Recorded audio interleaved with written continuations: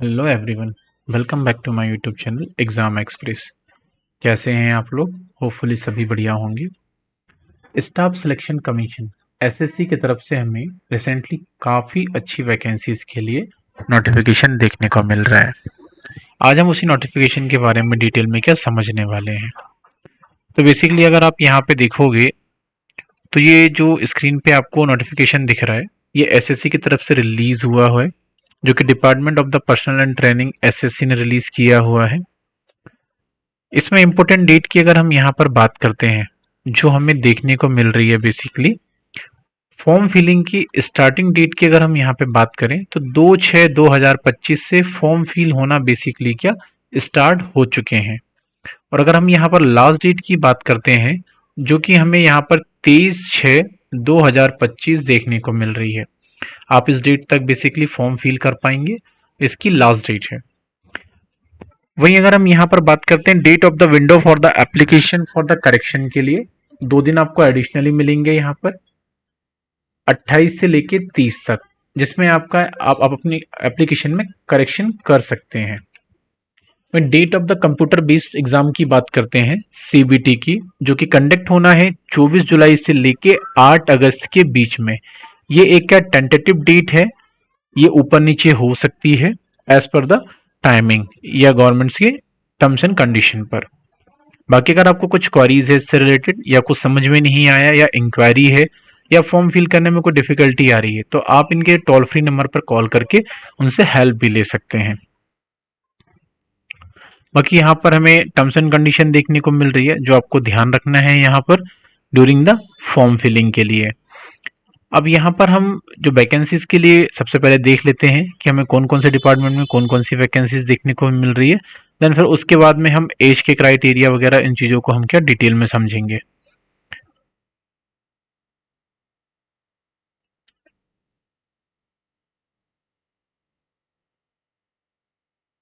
तो ये basically terms and conditions हैं, जो इन्होंने सारे स्क्रीनशॉट के साथ यहाँ पर एसएससी ने अटैच किया हुआ है, सो दैट कि आपको फॉर्म फिल करने में किसी भी तरीके की कोई क्या दिक्कत ना आए।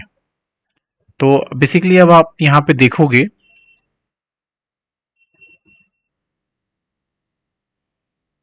तो जो स्पेशल कैटेगरी के कैंडिडेट होंगे, जो पीडब्ल्यूडी कैटेगरी के कैंडिडेट्स हैं, उनके लिए भी यहाँ पर रूल्स दिए गए हैं। एज लिमिट की यहाँ पर अगर हम यहाँ पे बात करें, जो एज लिमिट है 1/8/2025 से कैलकुलेट होगी। इसमें मिनिमम जो एज है, मिनिमम एज की अगर हम यहाँ पे बात करें तो 18 वर्ष तक के कैंडिडेट फॉर्म फिल कर सकते हैं, या 18 ईयर से अबव, मतलब जिनकी एज 18 से अबव हो गई है वही कैंडिडेट फॉर्म फिल कर सकते हैं। और मैक्सिमम एज की अगर मैं यहाँ पर बात करूँ, जो हमें देखने को मिल रही है, वो है 27 ईयर्स की। 27 ईयर्स की हमें मैक्सिमम एज यहाँ पे देखने को मिल रही है। इसके बियॉन्ड की डेट के कैटेगरी के कैंडिडेट आप अप्लाई नहीं कर पाएंगे। अगर आप किसी कैटेगरी से बिलोंग करते हैं, एससी, एसटी, ओबीसी, तो वहां पर आपको basically as per governments of India के रूल्स के अकॉर्डिंग एससी कैटेगरी के लिए 5 ईयर्स का, ओबीसी कैटेगरी के लिए 3 ईयर्स का, पीडब्ल्यूडी कैटेगरी के कैंडिडेट के लिए 10 ईयर्स का एज रिलैक्सेशन का बेनिफिट यहाँ पे बेसिकली देखने को मिलेगा। तब उसके अकॉर्डिंग क्या आप फॉर्म फिल कर सकते हैं। बाकी एक्स सर्विसमैन कैटेगरी के कैंडिडेट के लिए भी यहाँ पर सर्विस होने की बात की 5 ईयर्स तक का एज रिलैक्सेशन का बेनिफिट यहाँ पे क्या देखने को मिलेगा बेसिकली। बाकी यहाँ पे टर्म्स एंड कंडीशन है, जो आपके लिए सेंटर वगैरह है, आपको कहाँ कहाँ कौन कौन से रीजन से फॉर्म फिल करना है, वो आप अपने अकॉर्डिंग चूज कर सकते हैं। फॉर एग्जाम्पल जैसे कि अगर आपको सेंट्रल रीजन चूज करोगे तो उसमें बिहार, उत्तर प्रदेश के लिए फॉर्म फिल होंगे। ईस्टर्न रीजन आप चूज करोगे तो उसमें अंडमान निकोबार आइलैंड, झारखंड, उड़ीसा, सिक्किम, वेस्ट बंगाल आएंगे। वहीं आप यहाँ पे कर्नाटका या केरल रीजन चूज करोगे तो इसमें लक्षद्वीप, कर्नाटका, केरल सभी आ जाएंगे यहाँ पर। एमपीआर को चूज करोगे आप तो इसमें एमपी और छत्तीसगढ़ दोनों आ जाएंगे। नॉर्थ ईस्ट रीजन अगर आप चूज करोगे तो उसमें अरुणाचल प्रदेश, असम, मणिपुर, मेघालय, मिजोरम, नागालैंड, त्रिपुरा आ जाएंगे। फिर नॉर्थ रीजन की अगर हम बात करते हैं प्रॉपर तरीके से तो उसमें दिल्ली, राजस्थान एंड उत्तराखंड आ जाएंगे। नॉर्थ वेस्ट रीजन की अगर हम बात करते हैं, चंडीगढ़, हरियाणा, हिमाचल प्रदेश, जम्मू कश्मीर, लद्दाख एंड पंजाब यहाँ पे आ जाएंगे। साउथर्न रीजन की अगर हम यहाँ पे बात करते हैं तो आंध्र प्रदेश, पांडुचेरी, तमिलनाडु एंड तेलंगाना यहाँ पर आ जाएंगे। वेस्टर्न रीजन की अगर हम बात करते हैं दादरा एंड नागर हवेली आ जाएंगे, and Daman and Diu, Goa, Gujarat and Maharashtra, ये सभी के सभी यहाँ पे क्या हमें देखने को मिलेंगे। स्कीम ऑफ एग्जामिनेशन की हम बात करते हैं तो टोटल यहाँ पर हमें 4 सब्जेक्ट देखने को मिलेंगे, part A, part B, part C, part D में। जनरल इंटेलिजेंस में 25 क्वेश्चन आएंगे, मैक्सिमम 50 मार्क्स होंगे यहाँ पर। जनरल अवेयरनेस में 25 क्वेश्चन होंगे 50 मार्क्स के लिए। क्वांटिटेटिव एप्टीट्यूड में बेसिक अर्थमेटिक स्किल्स के 25 क्वेश्चन होंगे 50 मार्क्स के लिए। वही बेसिक इंग्लिश नॉलेज के लिए 50 क्वेश्चन होंगे, सॉरी 25 क्वेश्चन होंगे 50 मार्क्स के लिए। टाइम ड्यूरेशन जो होगा बेसिकली यहाँ पर 60 मिनट्स का होगा, आप उसके अकॉर्डिंग क्या आराम से तैयारी कर सकते हैं। और इन सभी के लिए 0.50 मार्क्स की ईच रॉन्ग आंसर पर क्या नेगेटिव मार्किंग होगी। कंप्यूटर बेस्ड जो एग्जामिनेशन होंगे वो हिंदी इंग्लिश दोनों लैंग्वेज में आपके लिए अवेलेबल रहेंगे। जो भी आप लैंग्वेज चूज करते हैं आप उसके अकॉर्डिंग वहां पे कर सकते हैं, फॉर्म फिल कर सकते हैं। आप ड्यूरिंग द एग्जामिनेशन आप उसको देख भी सकते हैं। हायर सेकेंडरी के लिए बात करें हम, यहाँ पर 10+2 का लेवल रहेगा, जहां इन्होंने जनरल इंटेलिजेंस के लिए भी सिलेबस दिया हुआ है। यहाँ पर जनरल अवेयरनेस का भी सिलेबस देखने को मिल रहा है। क्वांटिटेटिव एप्टीट्यूड के लिए भी सिलेबस यहाँ पर डिफाइन किया गया है, और इंग्लिश लैंग्वेज के लिए भी यहाँ पर दिया गया है। ग्रेजुएशन एंड अबव लेवल के लिए भी अलग अलग सिलेबस है, तो आप जिस लेवल से फॉर्म फिल कर रहे हैं आप उसके अकॉर्डिंग ही अपना सिलेबस देख के अपनी तैयारी कर सकते हैं।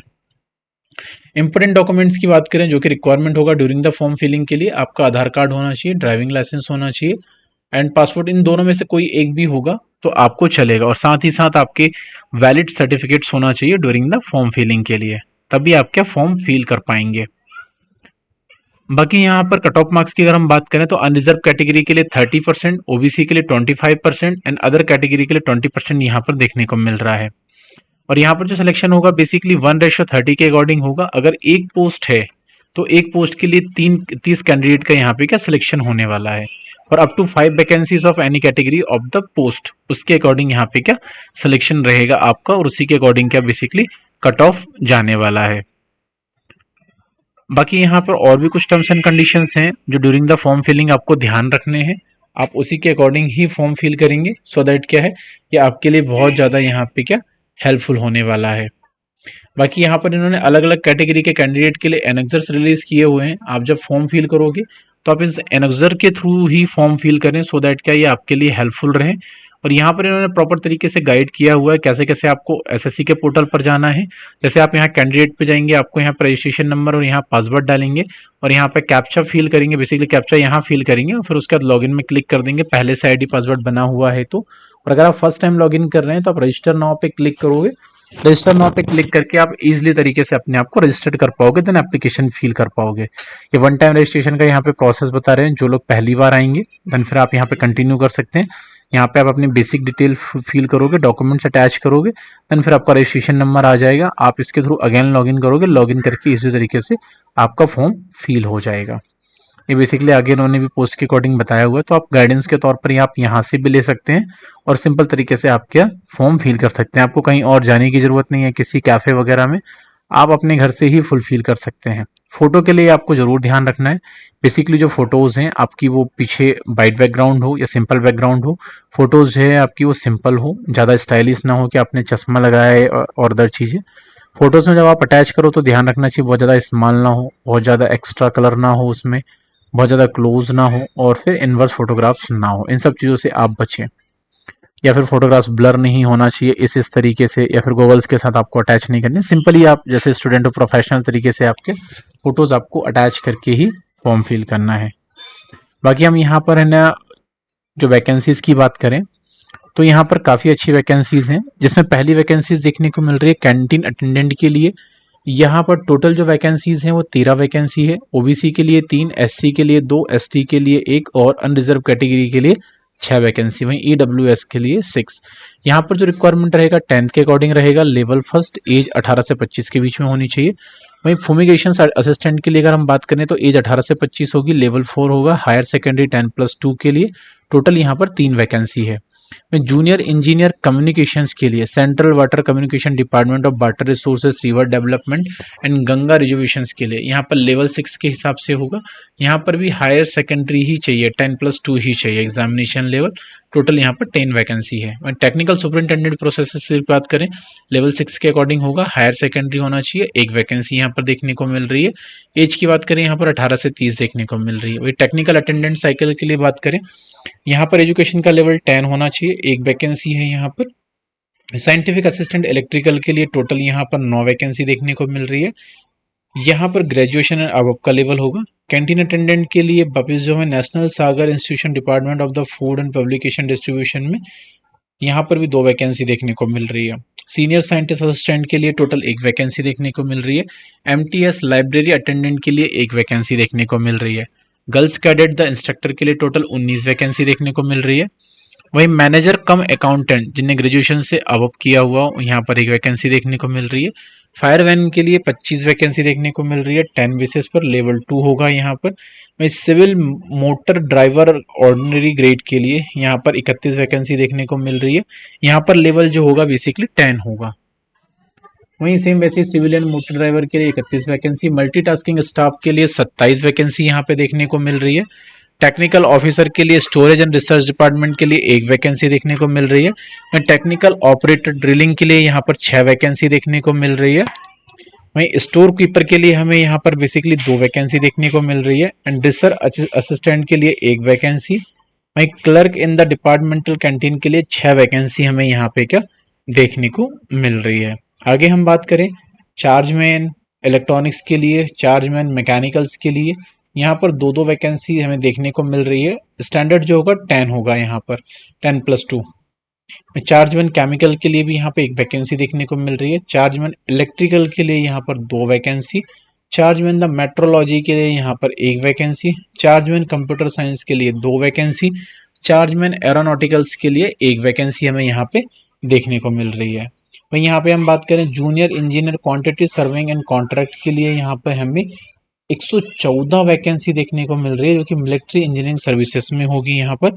और जो इनका स्टैंडर्ड है 10+2 ही होना चाहिए यहाँ पर, इससे ज़्यादा इन्होंने मांगा ही नहीं है। वही साइंटिफिक असिस्टेंट कंप्यूटर साइंस के लिए अगर हम बात करें, यहाँ पर टोटल 5 वैकेंसी है। हायर सेकेंडरी 10+2 चाहिए। साइंटिफिक असिस्टेंट इलेक्ट्रॉनिक्स के लिए यहाँ पर 2 वैकेंसी है। कैलीग्राफिट के लिए यहाँ पर टोटल 1 वैकेंसी है। फायरमैन इंजीनियर ड्राइवर के लिए 3 वैकेंसी है। Junior engineer naval quantity assurance chemical के लिए 1 वैकेंसी है। Junior engineer naval quality assurance metrological के लिए 1 वैकेंसी है। सभी के लिए जो स्टैंडर्ड है वो 10+2 ही मांगा गया हुआ है। वहीं सब डिविजनल ऑफिसर ग्रेड 2 के लिए, एसडीओ के लिए भी यहाँ पर 27 वैकेंसी है, 10+2 यहाँ पे भी मांगा गया है।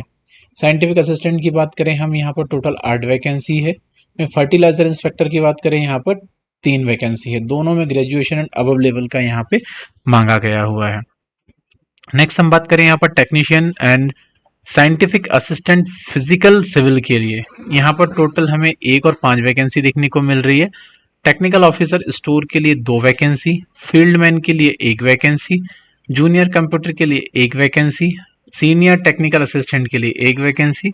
असिस्टेंट साइकोलॉजिस्ट के लिए 1 वैकेंसी। रेडियोग्राफर के लिए 1 वैकेंसी हमें यहाँ पे देखने को मिल रही है। लाइब्रेरी क्लर्क की बात करें तो हमें 1 वैकेंसी यहाँ पे देखने को मिल रही है। मेडिकल लेबोरेटरी के लिए यहाँ पर 1 वैकेंसी। ऑक्यूपेशनल्स के लिए 1 वैकेंसी। लेबोरेटरी असिस्टेंट के लिए 1 वैकेंसी। नेविगेशनल के लिए हमें यहाँ पर 1 वैकेंसी देखने को मिल रही है। वहीं यहाँ पर हम बात करें सीनियर टेक्निकल असिस्टेंट के लिए 1 वैकेंसी। टेक्निकल असिस्टेंट के लिए यहाँ पर 6 वैकेंसी। और ये सभी के सभी जो वैकेंसी है ग्रेजुएशन एंड अबव के ऊपर मांगा गया है।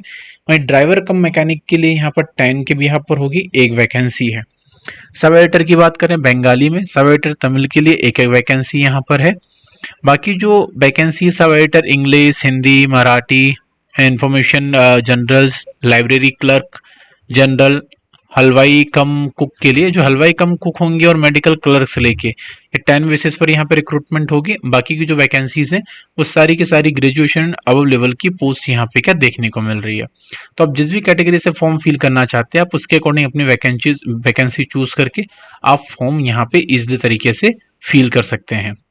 तो हम सारी की सारी वैकेंसी की अगर यहाँ पे बात करें, हमें टोटल जो वैकेंसी है 2423 वैकेंसी यहाँ पे देखने को मिल रही है।